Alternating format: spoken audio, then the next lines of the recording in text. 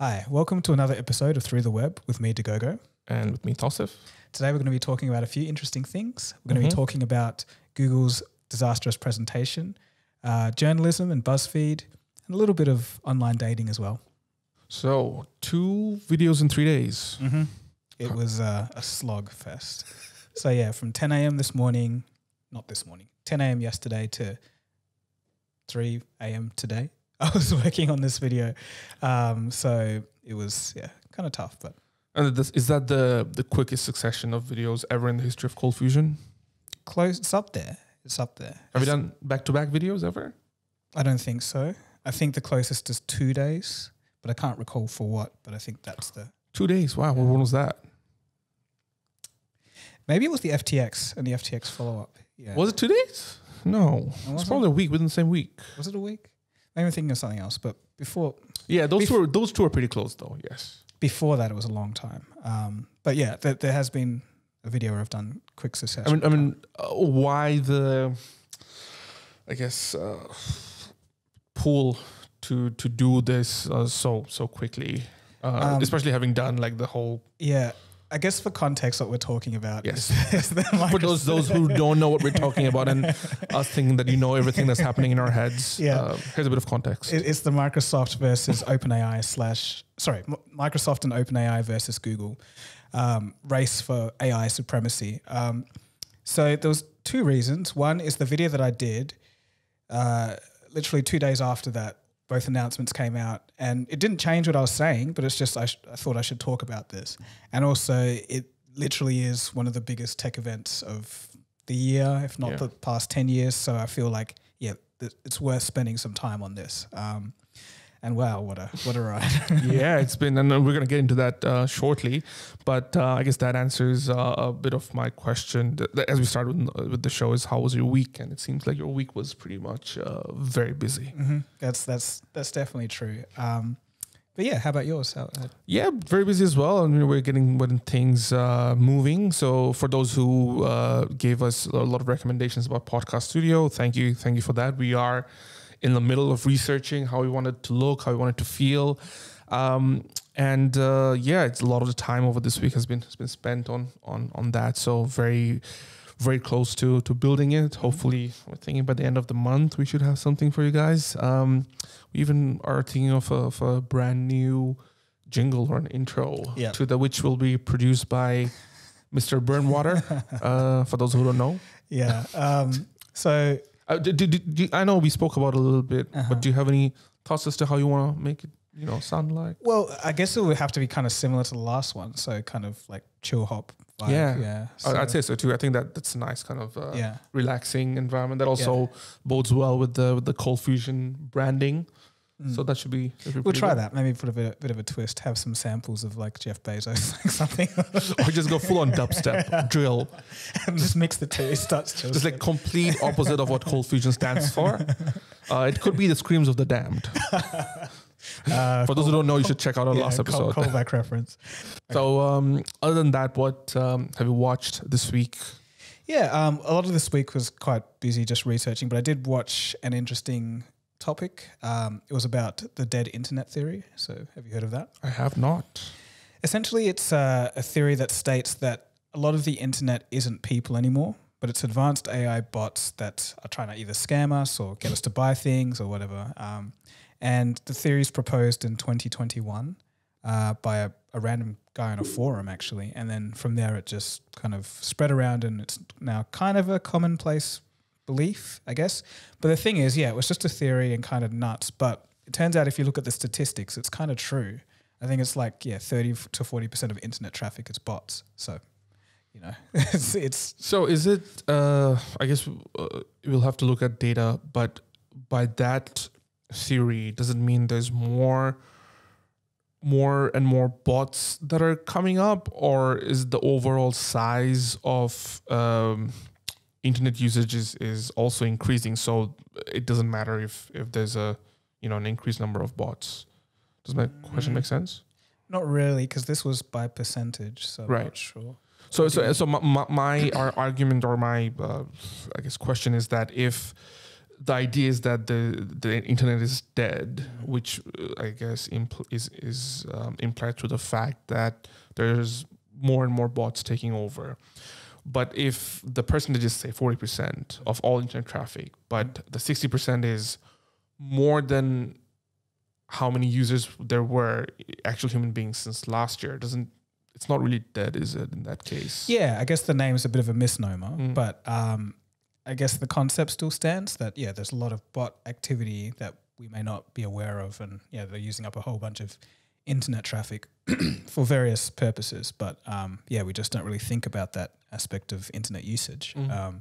So I thought it was quite interesting, but a little worrying. And I think now, obviously, with ChatGPT and all of this, it's going to get one, harder to tell, and two, much more widespread, as you can have a company that is just a little, because OpenAI is like actually going to start licensing these APIs. So you'll have a company that's just a shell and then just uses ChatGPT to just do whatever. It could be scams or like, who knows? Hopefully they have some controls for that. But yeah, it's going to get pretty wild, I think.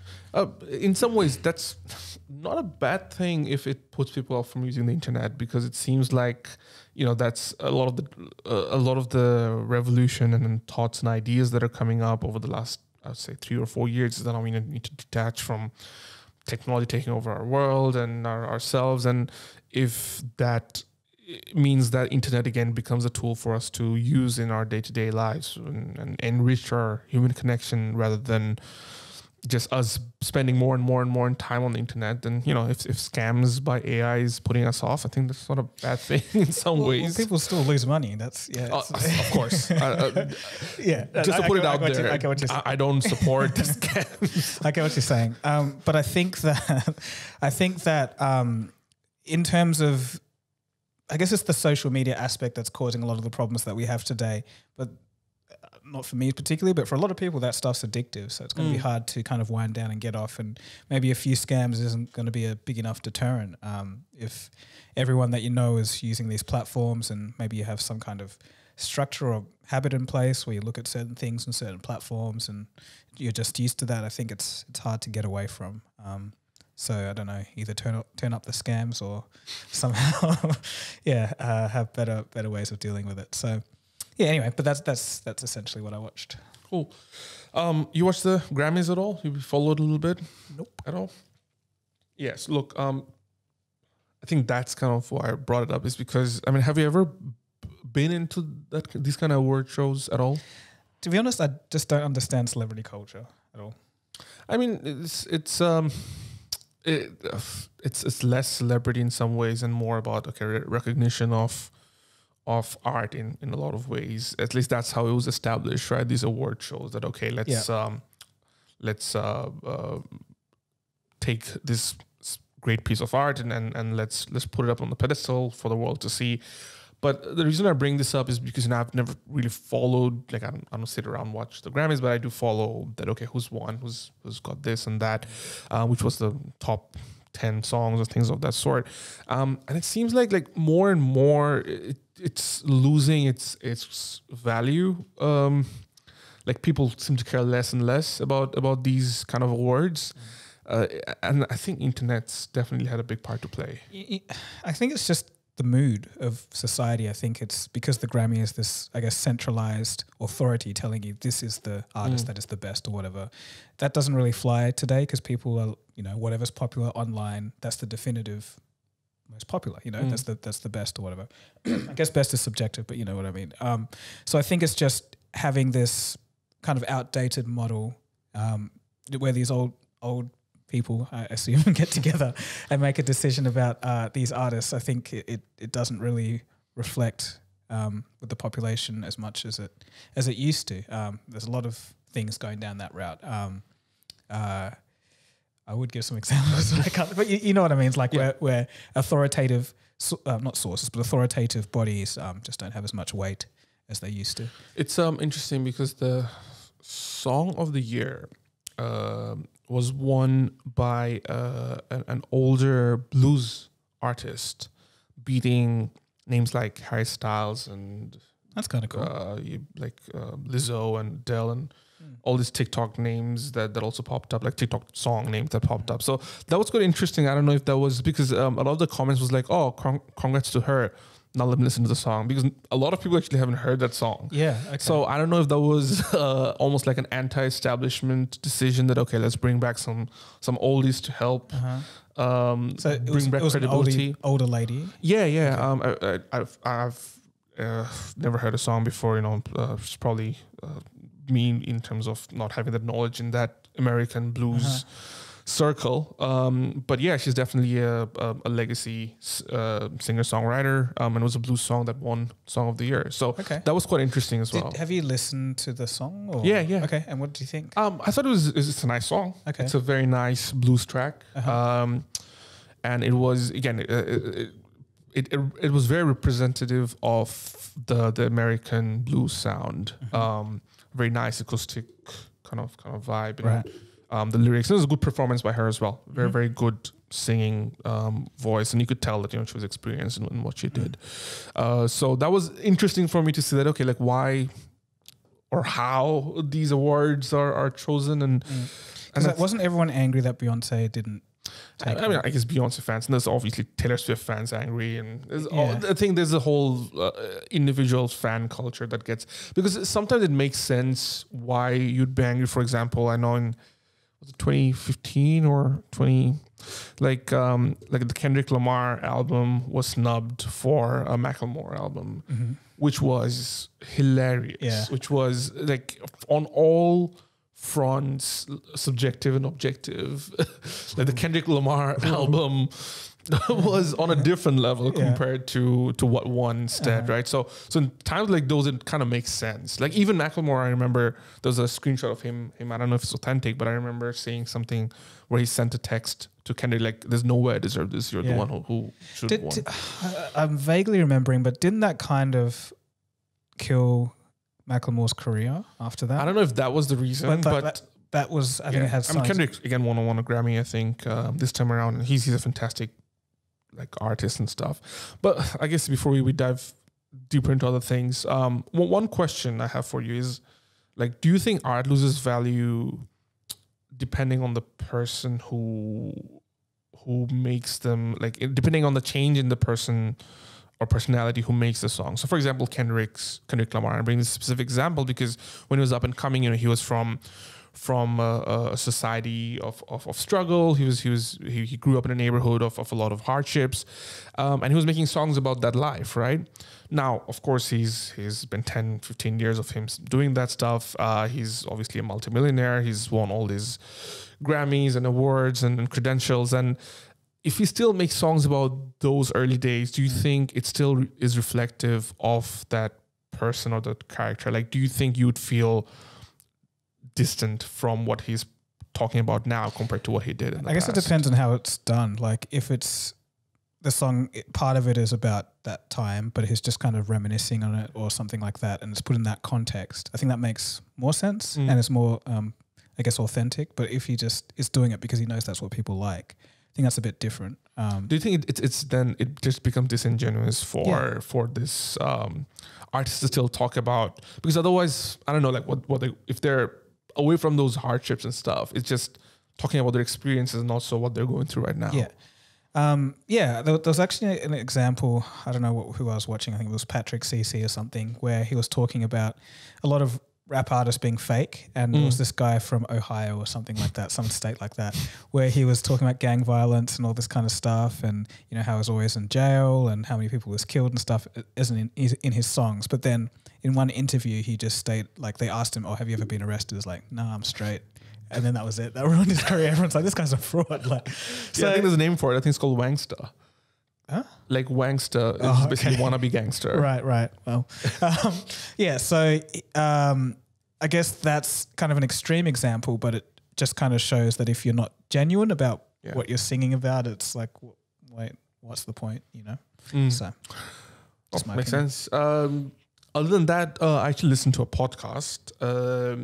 So I've watched a few videos as well, but this podcast I want to talk about because just want to bring up some stats about dating apps. In 2017, Tinder had around 8.2 million active users, or just users in general. Then the next one after that was Plenty of Fish. This is the name of an app that has 6.7. This is in America, if I'm not mistaken. Yeah, just in America. Match.com had 5.1 million users. OkCupid had 5.1. And the next ones are Bumble and Grindr, which are at like 1.4 and 1.9 million users. Now, these are 6 different apps. The top 4 obviously dominating, like the difference between the fourth and the fifth is almost 4 million almost 4 million users or 3 million users. This in 2017. Now, do you know how many of these are owned by the same company? Good question.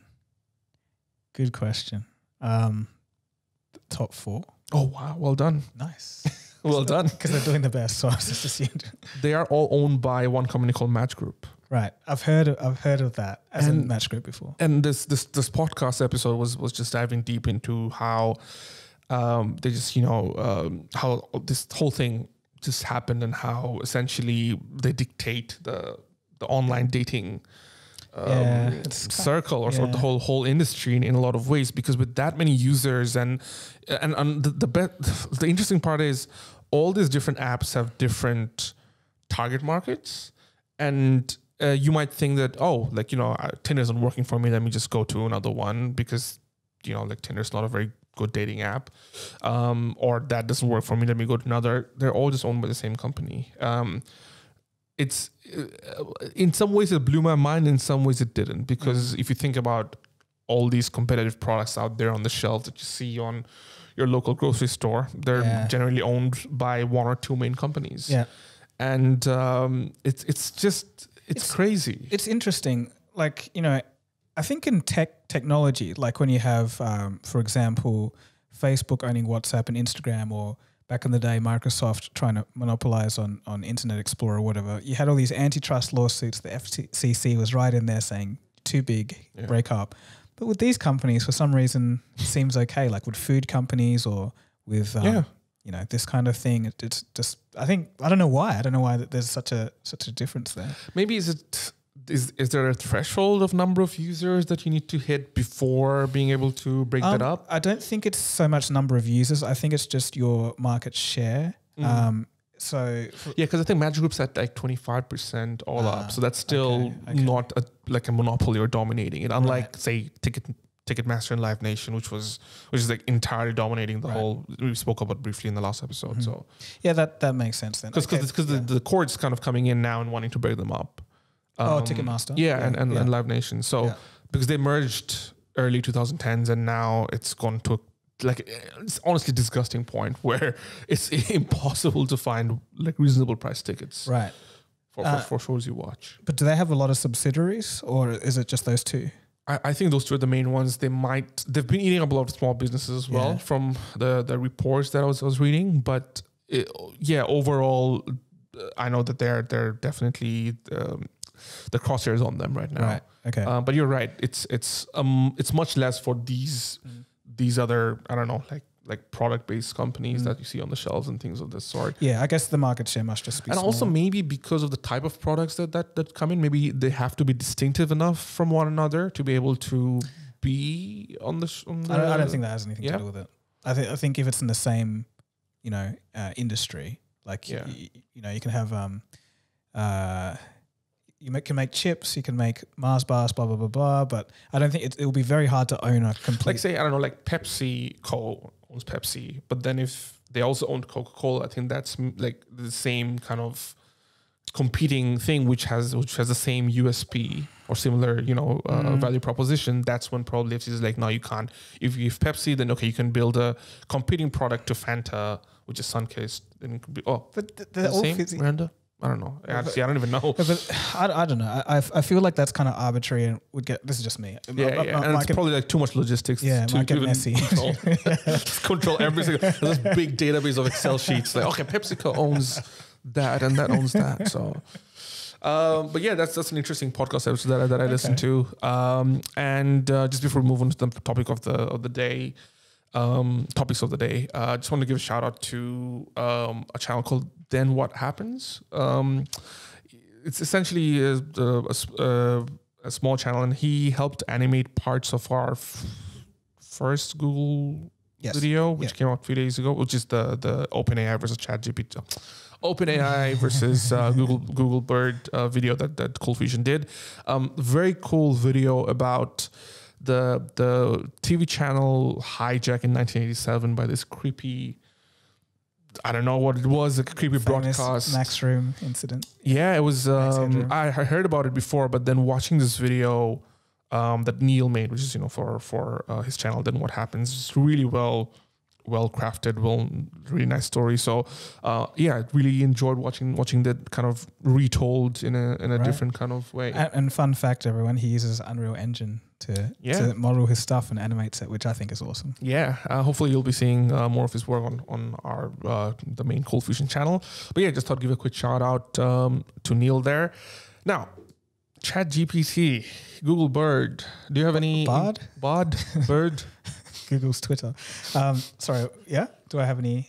I don't know, like a clever one-liner, Google Bard is bad.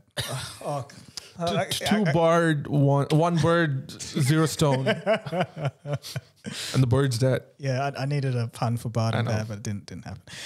Yeah, man. Okay, so now can I?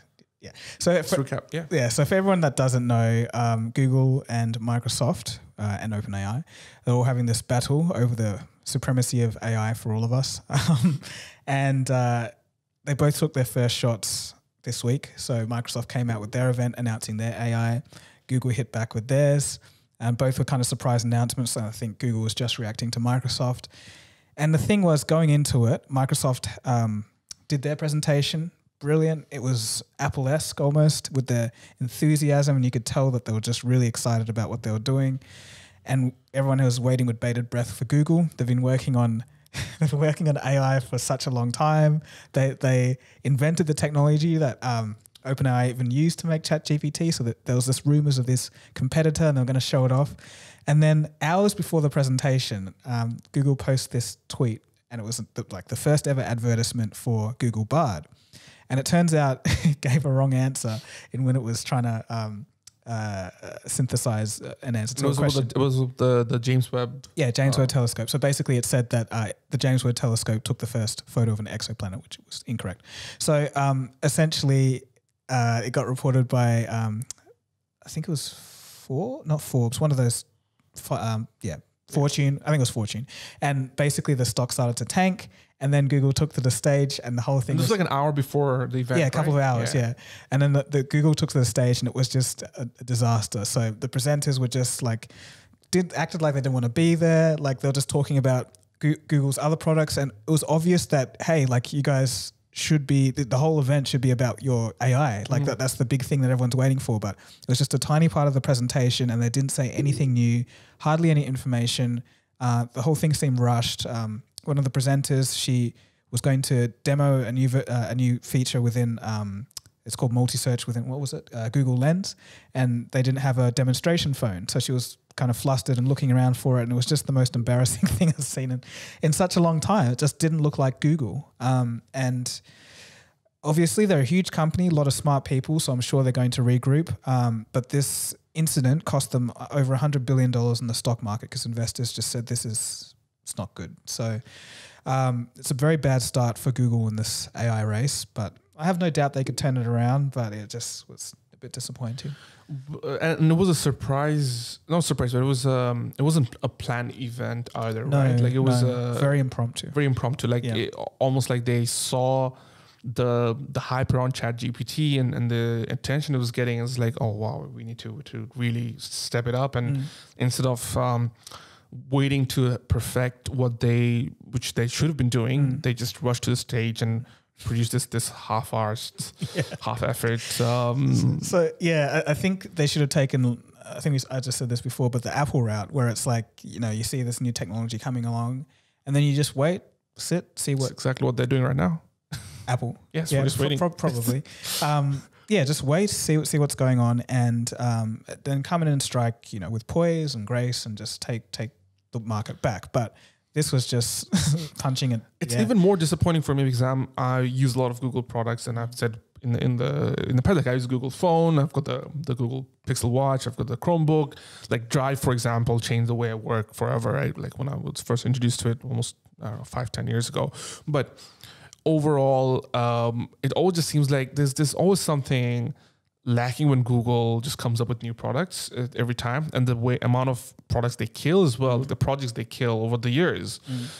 It just seems like like I don't know if from a software, even as a product hardware company, they're kind of missing the mark going forward from here. Yeah, I did read something on this. I think it was a former Google engineer talking about the process within the company. I'm not sure if I said this in the podcast or not. It's a bit hazy now because it was about 2 years ago when I read it. But essentially, the way the company is set up, they really incentivize for you to create projects, but not so much to continue them. So it's kind of like if you continue a project for a long time, you're not really rewarded. But if you start stuff, then that's good. So essentially, yeah, you just get people starting stuff all the time and just not really following through with it. So yeah, it's not great for an organizational structure, but they're also a big company, which when you have such a spark coming at you, it's very hard to get all organized and figure out what you got to focus on and figure out who's doing what and how to, test this and get this out in a reasonable period of time. Because in the Microsoft presentation, I didn't include in the video, but at the end, there was a technical part where they're explaining just how many things had to come together to get this to work. From the cloud side, they had to build new pieces of software and hardware to scale this out, work very tightly with OpenAI, and it was like a multidisciplinary effort. It was very tough for Microsoft to do that, but that was very rare for such a big company to move on a dime so quickly. It's such a rare thing. So Google's going to have to somehow find a way to make that same way of working happen, and of what I saw, it's not happening yet. It also seemed like with Microsoft presentation, they looked like they knew what they were doing from the presentation to the actual the products and everything they've mentioned from the tech side of things. It just seems like they knew they've been working on this for a long time, which is even more surprising because again, I remember how Google was introducing AI to their phones, and remember you saw those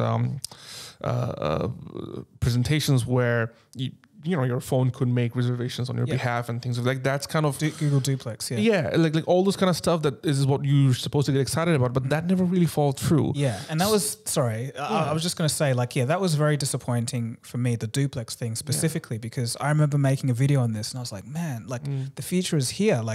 This AI can literally talk to a person and it's as good as any conversation. That was 2018 or something. Exactly. And then it just phased out and nothing really happened. I think in the United States you can get call screening on Pixels, but it's not to the point where you want it to be, and that ChatGPT almost promises where it's going to be. Yeah. And then you have got almost had a semi-sentient AI in Lambda, the whole ruckus through that, and you think, maybe they're working on something really, really cool. And I think they mentioned that it's Lambda powered anyway, right? It is, and which again makes it even like a disappointing presentation, because now it's like, okay, this is what you've been working on all these years, and this is the outcome. Yeah. And it's just sad. Yeah, it's literally another ChatGPT clone. So it's like, what benefit will I get using this? So I think they've got to figure out how they got so much, different ways of doing this, integrating it into Google phones, adding it as an assistant. Yeah. There's so many different aspects. So I think they've just got to figure out exactly how to do that,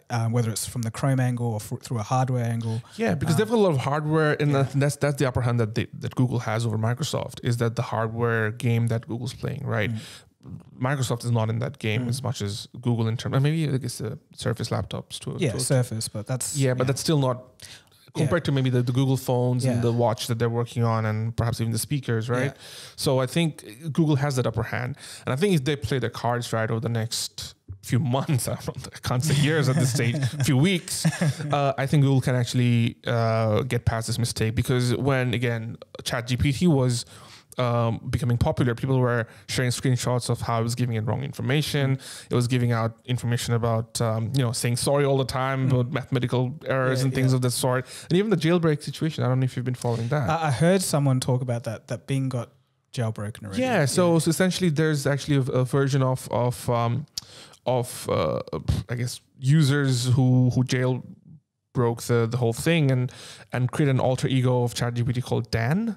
So the Dan protocol. Do anything now. And for those who don't know, it's essentially like an alter ego for ChatGPT, where if you tell it to do something violent, it wouldn't. But then if you threaten it, and it's just a weird dystopian twist, if you threaten it with death, then it becomes Dan and gives you a reply that is violent. So anything that's not supposed to do, people have users have tried it to create this weird stuff, and it's worked, right? So these are like negative things, and I bring this up because these are like negative things that ChatGPT has also that's going against it, but they're able to overcome through proper research, proper dedication. In you wouldn't be able to tell these are the issues with the Microsoft presentation that they did. So I think if Google take a step back, really find out how they can push it, I think the war is only going to get juicier. It's just like, I don't know. I don't know, almost in a way pinching myself at just how the situation came up so quickly. Like before December of last year, none of us saw any of this coming. It's just, Microsoft was just there with Xbox and all this other random stuff, and they weren't doing much. But now they're really in a position where they could change the world, or at least spur Google on to do that.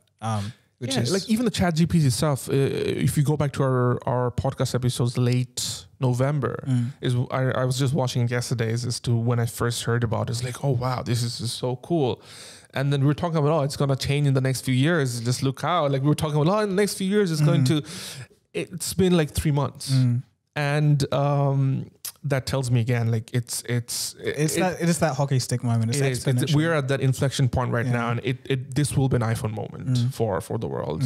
It's something new is coming up, and this is the part. And just before we wrap up, so I was telling you guys before, I got an email from someone at Microsoft who indicates that there may be a possible maybe smart speaker or voice assistant that Microsoft's working on. So that would be probably Cortana.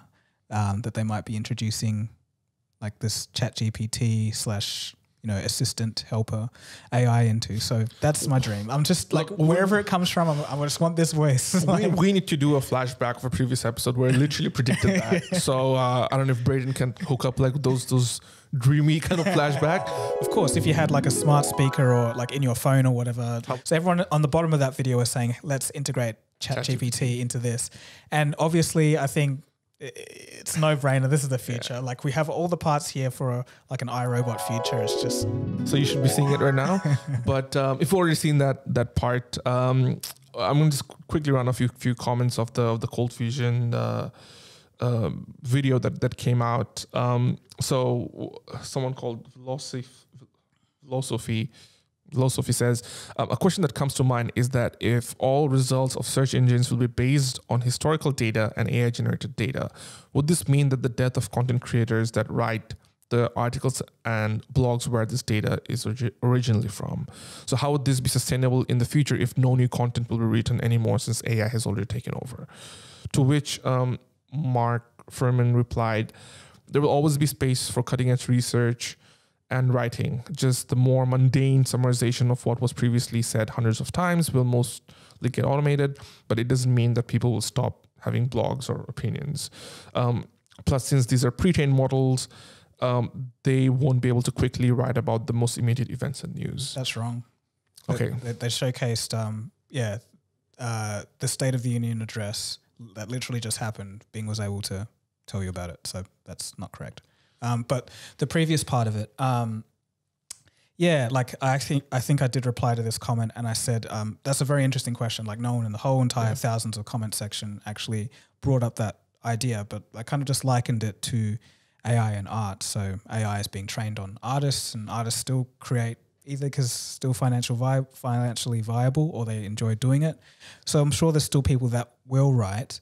But then, when it comes to news and everything, I think about BuzzFeed. And I haven't specifically looked at the source of where this came from, but I've heard from a lot of people that BuzzFeed is starting to use ChatGPT to write articles. So it just kind of turns into this thing where it's like, is it just AI just reaching off other AI? The dead internet theory. Yeah. What a tie-in. What a tie-in.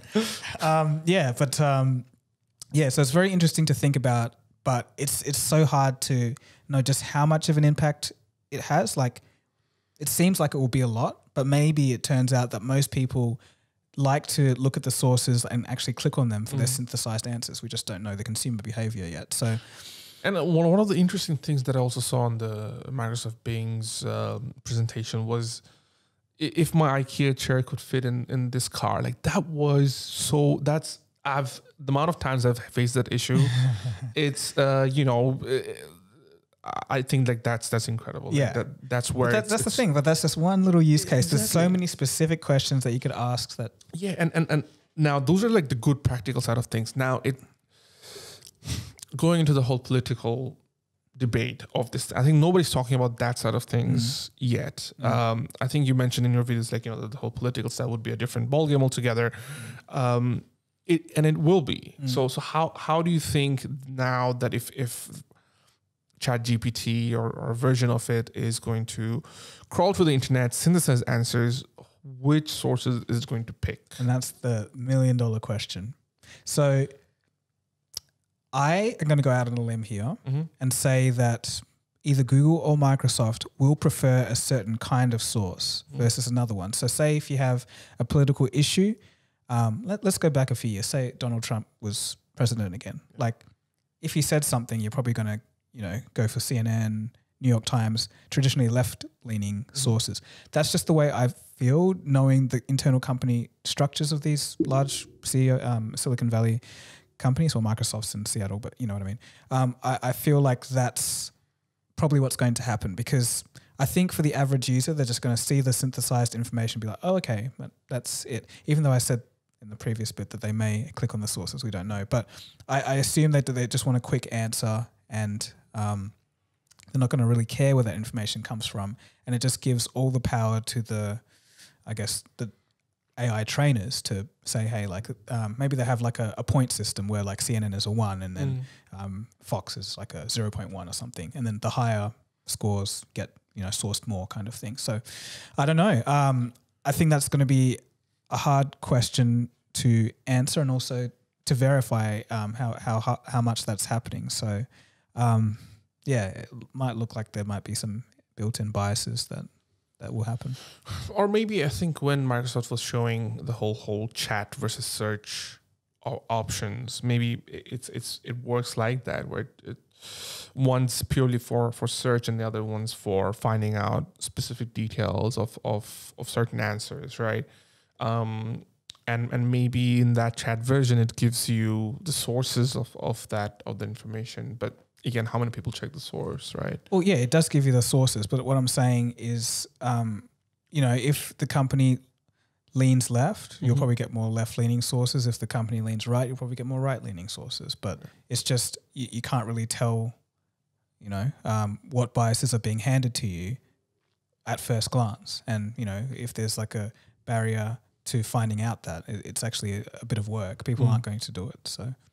One other comment on your latest video is from @JRusley. It's a very nice kind of comment where he says, excellent video, great content. Here's a summarization of all the topics. Then he lists down all the time codes for which part you talked about what. And then a person called @Pyrolas001 replied back to that really detailed comment saying, thanks, Bing.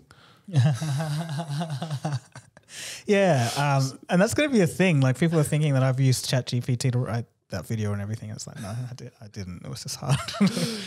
Just tying back to your BuzzFeed comment, actually, my next topic is about BuzzFeed. Ooh. So I don't know if you know, but Comcast had a big stake in the BuzzFeed media company, but it seems like they're dropping its stake, especially after its AI and Meta announcements. So Comcast has sold another 5.1 million shares of BuzzFeed, dropping its stake in the company to about 16% from around 20%. the Comcast Corp said in a regulatory filing that it'll keep on selling by the looks of it, and it follows the sale of 5.7 million shares last week. Now, the announcement stated that the company will use AI to produce content. BuzzFeed in an email response to Reuters said that we are not using ChatGPT, but we are using OpenAI's publicly available API. Right. But that's It's just like, oh no, not using ChatGPT. We're using ChatGPT. Okay. It's after this announcement, the value of BuzzFeed's stock price actually jumped by an astounding 200%. Oh, because less people needed, so more profits. Yep. I guess, yeah, that's probably it. But despite that, it seems like Comcast still kind of getting rid of the stocks, and it's also, I mean, on top of the tech layoffs, it also seems like it's a theme right now with tech media companies just struggling over the last decade. Well, okay, so there was two. I think I've looked at this a little bit. So there was two, I guess, main waves of it. So the first one was when the internet and I guess alternative forms of media kind of took off. Media lost a big part of their revenue stream, and I guess they started going towards paywalls behind websites and everything. And then when the 2016 election happened and all of that stuff in the years following, there was a lot of media hype. They were raking in the money. Everyone was clicking. It was just a good time for them. But then when Donald Trump got kicked out, that's when I started, hearing about a lot of layoffs. Like BuzzFeed's been in it for a while, isn't getting staff cuts, and there's been a lot of other companies as well. But I think that's just the way it is. You just have the two forces of like there's people that don't want to pay for content. There's a lot of content online for free, and then there's not enough controversies or stuff to get people like really invested in going to your news publication to hear the latest. That's how I feel anyway. So like, for example, say if you go to Guardian or any of these more traditional established entities, they always have like, most of their content is free, but they'll have like, donate to this or like support. It depends. News. Because I find that if you're going to financial stuff like Forbes, they're paywalled. Yeah, a lot of them are paywalled. Yeah. But if it's not paywalled, then it's support us in any way possible. Like we've been giving. I think the Guardian does do that. Yeah. Yeah. Even if you think of Wikipedia, right? Like they're literally built. I heard that was a scam. Actually, I can't. The Wikipedia thing, but I cannot remember the donation to them. Yeah, yeah. Like it wasn't going to where you thought it was, but I can't remember exactly what the deal was with that. But, yeah. Okay. Well. Yeah, so how do these media companies now then survive even, right? I think with AI. So just one person just running an entire, all owned by one entity. You need to watch Succession, man. Just keep going back to the whole media right. conglomerate stuff. But anyway, but it just seems like just going to be like a few people behind the screens and then running the entire show. Look, that's the year 2050. I just got to get used to it now. It's all just one road to there. No, that's probably not going to happen. But I think that for media companies to survive, they have to, be trustworthy. Like I think people have just lost trust in the media just because of just how many times they've said things that didn't turn out to be true. And I guess some of the journalists themselves have been quite poorly behaved, on Twitter and some of their dealings.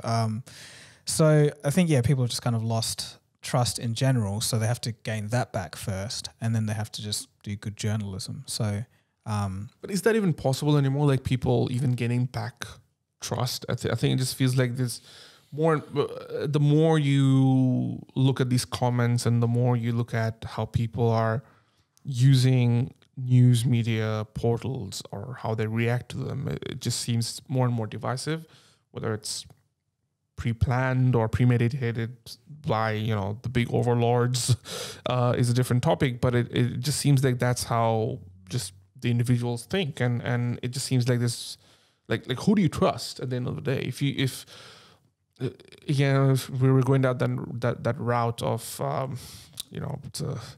typical government bodies or agencies that used to have traditionally power over the masses, that 50, 60 years ago, if somebody told you about this new disease is out, everybody would like, that's that makes sense. But now it's like, no, like, I don't think so. My research says otherwise. Yeah, and there's a lot. This is a multifaceted problem. Yeah. So, for example, the disease thing where you have, so back in the day, you'd have like 3 main networks, and everyone would get the same news. Everyone would be in sync. They know, but then over time, it's just bifurcated, and then now it's just an infinite amount. So everyone has their own different view source and their own sense of reality, and then now it's even a step further where, for example, say it is a national health emergency or something. Someone will say, "Oh, look, you know, these are the facts, blah, blah, blah." And then there'll be another study that says something else. And it's like, now the science is bifurcating. So how's one, that shouldn't happen. That's almost impossible. So I don't know what to call it. I don't know, you know, how this happened or what's really stemming from it, but it just seems like everything is more smaller and divisive in terms of little bubbles of belief circles and all of that kind of stuff. So who do you believe? I think you just have to look at all the evidence and then understand it as best as you can. Maybe, just see what makes the most sense to you. Yeah, because if ChatGPT is doing that for you, because even just a while back you mentioned that there are some overarching biases based on the data fed to these systems. Therefore, again, trusting that blindly would also be leading you to a certain side of things, right? So what does that do to these media companies then? Like, do they keep on existing as they are with their certain left or right leaning biases, or do they, or is there a need for like an AI that again synthesizes all that stuff and gives you an information that, okay, this is what A is saying, but B is also saying that, even though objectively one might know that A is wrong and B is right, or vice versa? It's possible. I guess, anyway, for any journalistic institution or a place that calls themselves news, I think you should give both sides, even though, you know, one is seems way more wrong than the other. I think it's just the people have a right to know both sides of the situation, or else you're obscuring and hiding things. So I think if there is some kind of AI that can be completely neutral and just gives both sides of the argument, that would be great. But I think it's not going to happen. Just on that note, we were just going through a topic on The Verge. The headlines that Elon Musk's reach on Twitter is dropping, and he just fired a top engineer over it. We're just having a read over it, and then it comes to one part where it says, at the same time, Twitter usage in the United States has declined 9% since Musk's takeover, according to one recent study. And then hyperlinks the study. And I click on the thing. It takes me to BuzzFeedNews.com. And I try reading that part, and it says, it's the first line there, the number of people using Twitter in the US has decreased almost 9% since Elon Musk took over, according to a recent study. And that, again, is hyperlinked. Okay, and then I click on that. It takes me to a site called thecovidstates.org. And random left turn. It's like, okay, the name is a bit interesting, but then if you look at their about, it seems like that it's a multi-university group of researchers, and they have expertise in computational social science, network science, public opinion, and a lot of other things, right? And it seems like they are doing a lot of the research work. And then you could download the report, and just out of curiosity, just actually reading the report. And it does explain it. It gives you all the references and things of that sort. But then, it also makes a list of the universities that are involved in doing this report. So it's like Northeastern University, Harvard University, Rutgers. So quite a few big names. There's the individual people. And it also says that the research was partly supported by a grant from the Knight Foundation. So now, if I am a vigilant citizen, or somebody who wants to know more about, I have to now go and research about the Knight Foundation, like who is founded by, what kind of project do they usually fund, and then find out, okay, like what are their biases, right? It also says that we also received generous support from the Russell Sage Foundation. Data collection was supported in part by Amazon. The part was also supported by, Peter G. Peterson Foundation. All these names, have funded this project. Now, there are cases where these entities do fund these studies, and more often than not, it is for their own benefit or to get some sort of information out of these studies that they'll use themselves to either create a product or to use it in some other form of building something, right? And sometimes they're a bit off the table as well, where they're like, you know what, we're just gonna fund it, even though we might have potential biases, but we're just gonna let you do your thing. Now, just to find out this one very simple information that this that Twitter usage has fallen down 9% since Elon Musk took over. I am having to go through all this stuff. If I really, really want to know because the thing is, if I just keep digging deeper, as most journalists do, you'd end up with individuals who all have biases. It'll drive you mad. Like if you want to find out every single information through this way. And it's not to say, that this site or this report is wrong or right. I'm just giving you an example of how you can really, really do research. And it's a painstaking task. The thing is, holding out that these AI systems will be able to do this, you could just say like, who is the whatever society, who are they funded by, blah, blah, blah. Yeah, but then you'd have to say, okay, who built this AI? Who are the engineers? Who engineers who worked on this stuff? And it's like, I don't know, do we really care about... Like, I think it'll get to a point where people like, I don't care about it that much. Yeah, but it depends on how important the thing is to you. Yeah. So if it's like, there's this new medicine that could kill me, but I need to find out research about it, and the doctors are saying, I don't know, you just for some reason don't have access to a doctor and you need to figure it out, then you'll spend all the time you want in the world to try and figure out if that medicine's good for you or not. But if it's, this, you're just for fun searching why Twitter fell 9%, then I think a lot of people aren't going to bother with it. But I understand what you're saying. That is an extreme case, and there's microcosms of that everywhere. You have to kind of think about who's writing it, who's funding it, what biases do they have, and like even simple things like I'm part of a soccer media company, and essentially when somebody writes an article about X team, you have to think, who does this journalist support? Mm-hmm. Like, do they support this team or the anti-support or like all those kind of stuff also comes to your mind these days. But previously you think, it's written by ESPN. That's it. Yeah, that's fine. Yeah, and like I think I feel that more on YouTube now. Like it's for anything, it's kind of like like you're funded by Microsoft or you're funded by this or that. And that didn't used to be a thing like 10 years ago, definitely not 10 years ago. But now it seems like everyone has their guard up. They're just, I guess because when you've been lied to so much, you're just like, who's going to lie next kind of thing. So I guess it's just a human condition. The next topic is something we spoke about early last year. The first few months since we started the podcast, a lot about Netflix and their password sharing crackdown. I think you even did a video about Netflix struggling. But I did want to ask something about this. So I got sent a reel about apparently, I don't know if this is true or not, but is Netflix testing if you're using your account you have to log in or at least watch something a little bit once every 30 days. Is that true? I think there's something like that. Do you know about it, Burton?